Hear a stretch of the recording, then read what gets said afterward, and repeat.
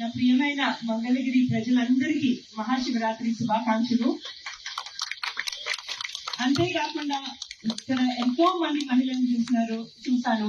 మీరందరూ చాలా ఉత్సాహంగా ఈ ప్రోగ్రామ్ ని చూడడానికి వచ్చారు.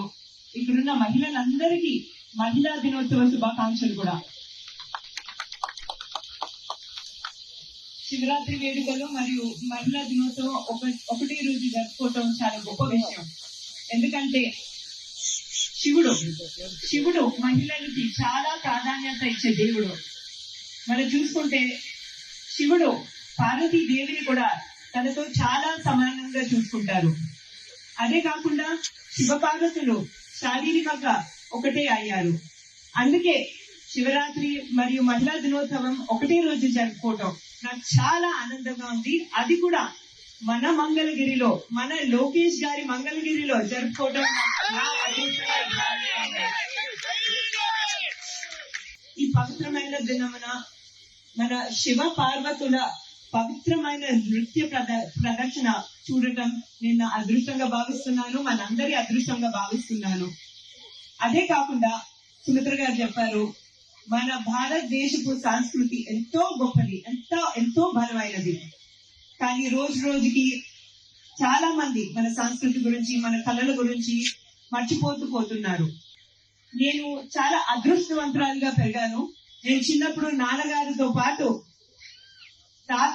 మా తాతగారు, మీ అందరి అన్నగారు నందమూరి తారక రామారావు గారి సినిమాని చూస్తూ మన సంస్కృతి గురించి, మన పౌరాణికాల గురించి ఎంతో కొంత నేర్చుకున్నాను.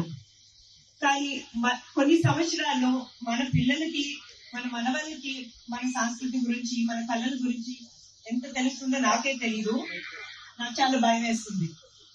ఈ నేపథ్యంలో పరంపర ఫౌండేషన్ వాళ్ళు మన సంస్కృతిని రక్షించడానికి చాలా కృషి చేస్తున్నారు. వాళ్ళు స్వచ్ఛందంగా ముందుకొచ్చి వేరే ప్రోగ్రామ్స్ ఉన్నా క్యాన్సిల్ చేసుకుని మన మంగళగిరిలో శివరాత్రి వేడుకల్లో పాల్గొన్నారు. దానికి నా ధన్యవాదములు.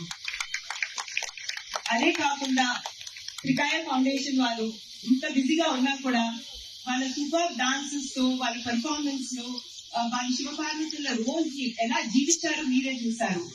వాళ్ళు ఇక్కడ వచ్చినందుకు, ఇంత బాగా పెర్ఫార్మ్ చేసినందుకు, అదే కాకుండా ఈ ఎక్సలెంట్ స్టేజ్ లైటింగ్ అన్నిటినీ సెటప్ చేసిన ఆర్గనైజర్స్ అందరికీ నా కృతజ్ఞతలు.